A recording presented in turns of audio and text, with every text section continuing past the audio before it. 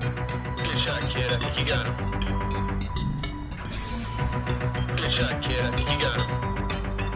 Take your mind back to 1987, the year Direct Mind Access Design, aka DMA Design, was formed by a group of friends who all met each other at the Kingsway Amateur Computer Club in Dundee. One of them, Dave Jones, designed games as a hobby in his bedroom at his parents' house while he studied his university course, until his brief partnership with Psygnosis turned it into a full-time job. He brought his friends together and made games for the Commodore Amiga including Menace, Blood Money and Shadow of the Beast, but the first true classic that is still remembered fondly today is Lemmings, which as of today has sold over 15 million copies on all platforms, releasing a couple of sequels in the process. However, after Sony Computer Entertainment bought out Psygnosis in 1993, who took the franchise with them, and Commodore, the makers of the Amiga, filed for bankruptcy in 1994, DMA Design had to look elsewhere to make games. They had a brief partnership with Nintendo as part of their Ultra 64 Dream Team, which also included future Rockstar subsidiary Angel Studios, releasing Uni Races for the Super Nintendo, and were initially contracted to work on a Kirby game that utilized the mouse. But one of their other ideas was a little bit different.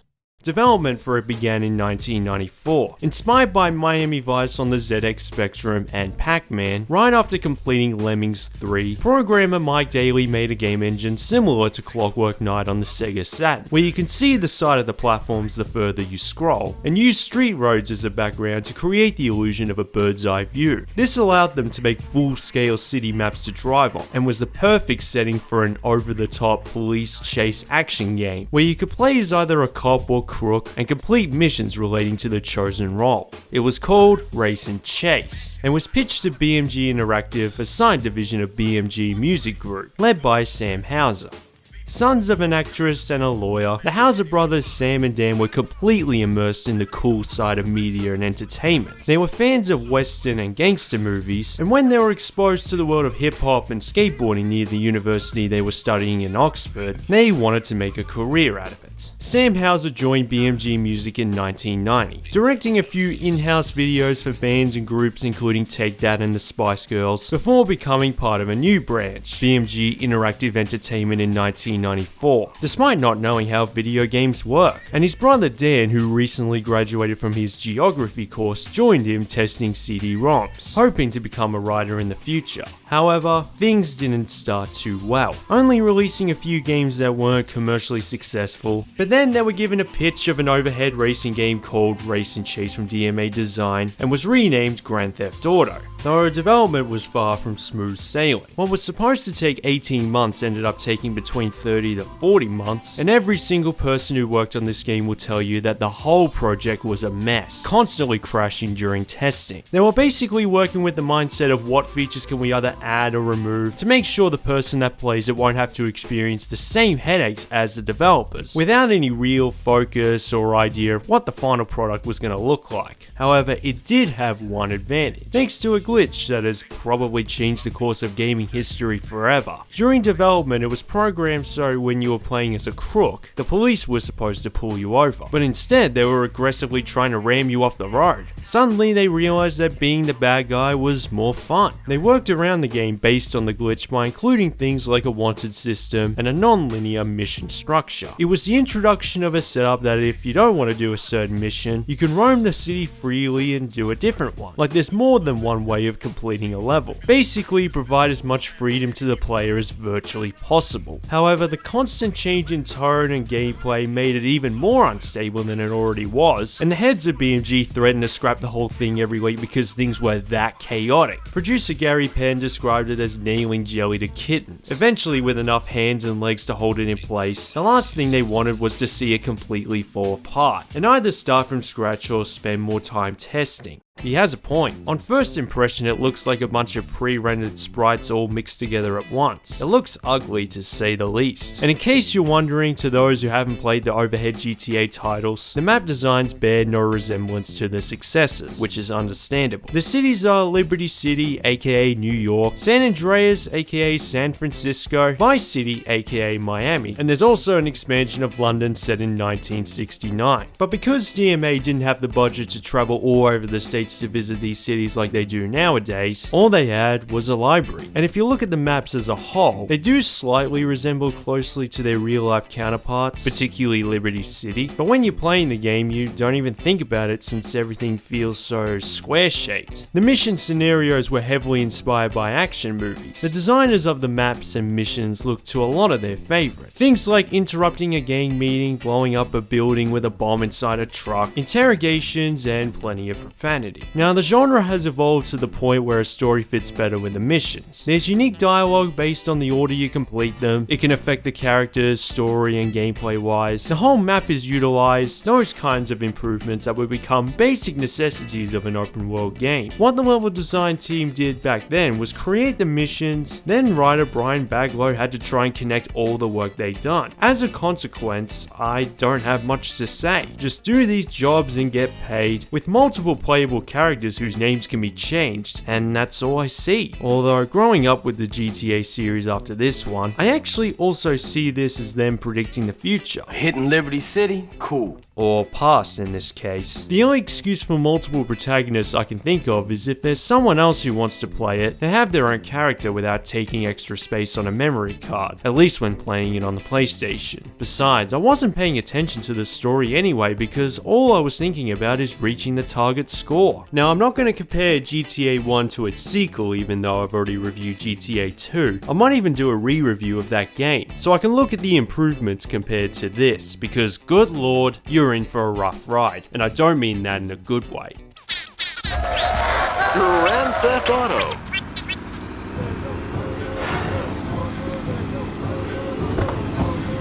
What stood out to me at first is the way you enter missions, because the first hour I was clueless. Okay, it's a fairly similar setup to GTA 2. The second you enter Liberty City, it directs you to the payphones that have their own individual missions. These not only earn you points, but add a multiplier. Obviously, the more you have, the more points you earn for every mission complete, and each level has a target number of points required to advance to the next level. Eventually, at least when you enter San Andreas, it starts to make sense. There are 2 levels per map, presumably to create a moment where you can save your progress. Oh, I'll get to that. And each one has their own unique missions, their way of getting to them, and the target number of points to earn. However, you also have the option to do other things on the map, which include kill frenzies and simply rampaging. Not only are missions entered via payphones, but there's another unique way to enter them on each map. In Liberty City, sometimes you'll get clues to enter vehicles to trigger jobs which are surprisingly clear. It's about how well you know the physical map. And in Vice City, there are multiple active payphone locations in different areas, which means you have more choice, but there's no such thing as an easier one. And if you somehow fail all those, you can enter kill frenzies or just rampage since they earn points too.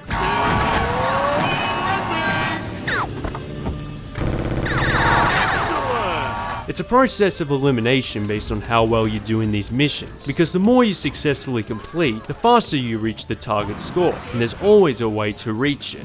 Mission complete!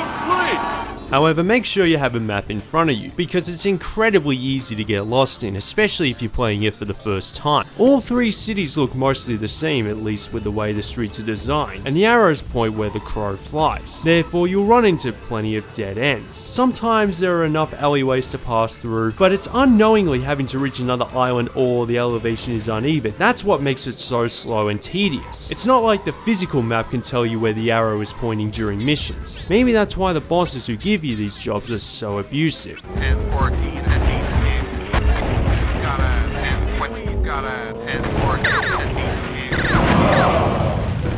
No matter what vehicle you're using, every single one handles like a truck. It's so heavy I find myself holding the D-pad harder, just hoping it improves the turning circle. Everything puts you to a complete stop: poles, payphones, other vehicles, even if you get hit sideways. Driving straight makes the car wobble like the road has an oil spill. If you jump down from any elevation, it's an instant death. And because everything is a pre-rendered sprite, the hit detection is poor, and it's hard to tell how damaged it is since smoke and flames only exist when they blow up. That means because every vehicle is different no matter which one you enter, what speed or shape they are, they have a unique drawback equally as irritating. For example, the heavy vehicles speak for themselves. Trying to get through the tight spaces is the worst. The faster ones make it impossible to react to oncoming traffic in front of you because the camera doesn't zoom out enough. I have to sort of tap the acceleration. That's how hatred for police in this game is generated. And motorbikes, avoid them unless you're required to ride them during a mission. It's pretty much guaranteed you'll fall off them every time. Maybe this is why they won't reintroduce again until Vice City. So whenever you drive, treat it like a bulldozer. And if you think it's too damaged, just get another one because it never attracts a wanted level, which I'll also get to. Now I'm playing the PlayStation version for this review, so there are additional issues that aren't present in the PC version, like the resolution, the choppy frame rate that makes it all the more difficult to anticipate traffic, and apart from the radio music, the sound effects are incredibly muffled. Mission complete! But what caught me off guard the most was the button placement. You know how most GTA games X accelerates, square brakes, triangle enters vehicles, and the next generation moved most of those actions to the trigger buttons? Well, in this game it's square to enter a vehicle, so you have to keep hopping the thumb back and forth whenever you're braking and accelerating. I was literally holding control like this for the first hour. A minor nitpick, but it really messes with your head, and found myself accidentally getting out of the car and vice versa when going back to GTA 2 for this review. But then you realize it doesn't matter too much because the vehicle is either too slow to have a brake or impossible to react what's ahead anyway.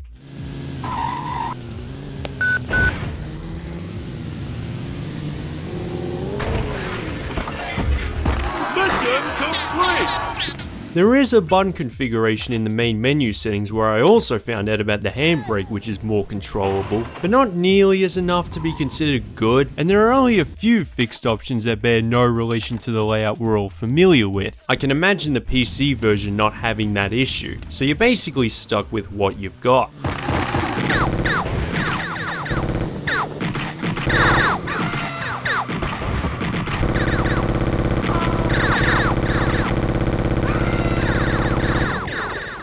You don't use analog sticks to move the direction you want since they existed just a month after the PS1 version of GTA was released. Again, X to move forwards and triangle to move backwards. Like the driving mechanics, it's equally as clunky. I don't know why that sounded so poetic. I mean, precision with a weapon doesn't factor into the equation. Running around in circles is honestly the most accurate way of trying to take out enemies while dodging their gunfire. Sometimes you get lucky, but the car is the most effective weapon. Honestly, you'd be surprised by how little you use one. While they do enough damage, there's no health bar either.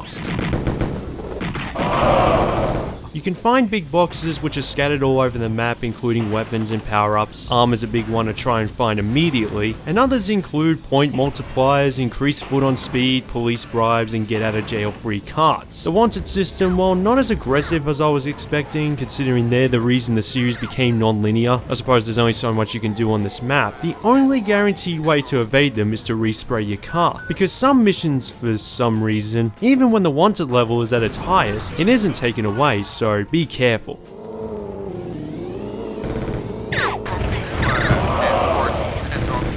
As I said before, there are lots of different ways to enter missions, but the way the game keeps throwing them at you can be overwhelming since the mobile can go off instantly after completing a payphone one. Not only that, but you only get one attempt at these missions. After that, it disappears, you can't answer the phone. Okay, realistically, if a criminal boss gave you a job and you failed it, of course you can't just repeat it, and it's certainly going to be livid at you. Besides, you still get points even if you fail. But it's hard to prepare for any of these since you can die instantly, and unless you know the map, as I said before, the navigation is broken. There was more than one occasion when I failed because I ran out of time, clueless of where to go next. Mission failed. But the worst offender is the limited number of lives. If you run out, you have to do the entire chapter all over again. And the only opportunity you have to save it is after you beat a chapter, which can take an hour or two to beat depending on the length of the jobs and target score. Now I'm sure they did this so that rampaging was by far the most difficult way to reach the target score. Unlimited lives weren't as common in the 90s compared to today, and there are extra hearts in the boxes scattered all over the map, but they appear so scarcely I had to look it up to check if they even existed in the first place. To put my frustration into a metaphorical perspective, let's use Grand Theft Auto 5 as an example, the jewelry store heist. Now, between when you get in contact with Lester, do the first favor for him, and actually completing the heist, including the missions preparing for it, you only get 4 lives to reach that point into the story. Lose all of them, you have to restart all the way back to the first cutscene when you meet Lester again. Now, if you played this game a lot, I'm sure it's easily doable, but on the first attempt, that would drive you crazy. And I'm not done. Reduce the health, remove the ability to save, all the cars handle like a truck, and there's an endless fog cloud so thick you can only see 5 meters ahead. That's what it's like to play the first Grand Theft Auto.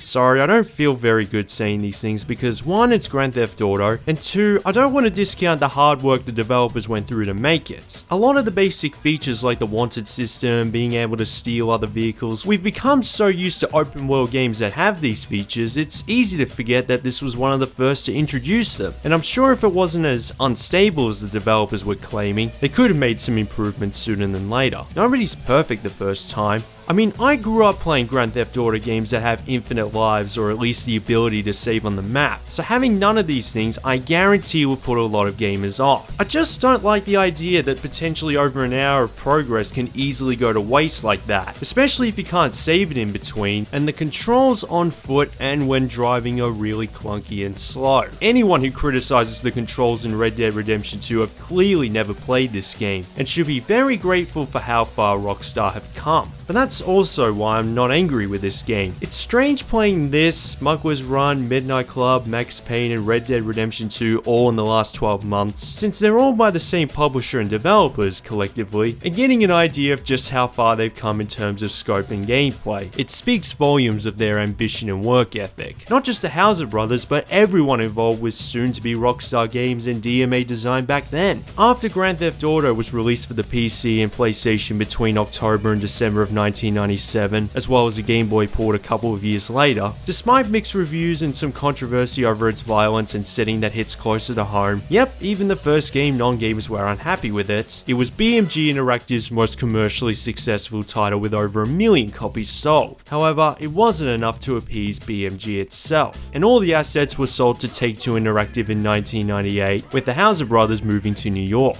Meanwhile, DMA continued their mature open world streak, with Body Harvest on the Nintendo 64 despite Nintendo themselves wanting nothing to do with it, and returned to the GTA series in 1999 with the newly formed Rockstar Games. The rest, they say, is history. But to sum up the first Grand Theft Auto, it's a classic where it's fun to experience a piece of Rockstar history for novelty's sake, and to think about how it's gone from this to some of the greatest games ever made. I really liked making this review, but it's a highly outdated game that I wouldn't recommend trying to complete all the way to the end. Some are just better left in the history books.